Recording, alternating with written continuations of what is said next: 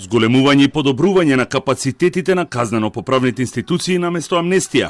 Министерот за внатрешни работи Оливер Спасовски смета дека е лош момент за носење на законот за амнестија, а опфатот на лица кои ќе бидат ослободени од издржување на затворската казна нема да го постигне бараниот ефект и да ги подобри условите во македонските затвори.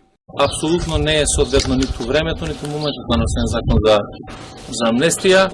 Второ, опфатот кој што е барем соопштен дека ќе опфати прилично мал број на лица, исто така нема да помогне во многу, меѓутоа, еве сега тоа е работа на собранието, на парламентот, така да ние секогаш укажуваме на тоа дека оние лица кои што сториле кривични дела, пред се разбойништва, тешки кражби и така натаму, представуваат уште терет за безбедносната состојба. Стратешки план за зголемување на капацитети на затворите во Македонија би било подобро од амнестија, смета првиот човек на полицијата. Прво, нема да имаме никакви ефекти во однос на носењето на законското решение, нема да допринесе значително да се ослободат места и така натаму или да се намали притисокот на казнено-поправните установи. Јас мислам дека треба државата стратешки да размислува во зголемувањето на капацитет на институции. Со предходните амнестии, голем дел од амнестираните осуденици повторно завршиле за решетки, деци Денес Спасовски.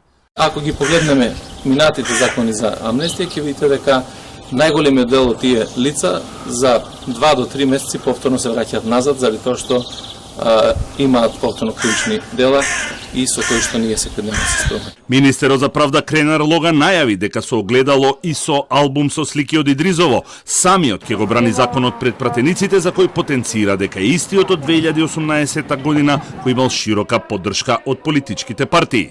Не очекувам дека ќе биде блокиран. Бидејќи ако биде блокиран, тогаш ВМРО, ДПМН и другите политички партии ќе треба да се демантират себе си од законот во 2018. 286 затвореници кои се осудени на казна затвор до 6 месеци ќе бидат пуштени и ќе бидат слободни граѓани ако законот за амнестија помине во собранието и е изгласан од пратениците. Покрај овие осуденици намалување на казните ќе добијат уште 996 затвореници. Се уште е нејасно дали Хаки и Фейзи Азири, осудени за случајот Монструм и масакрот кај Смилковското езеро, ќе се најдат на конечната листа на затвореници кои ќе бидат опфатени со новиот закон за амнестија.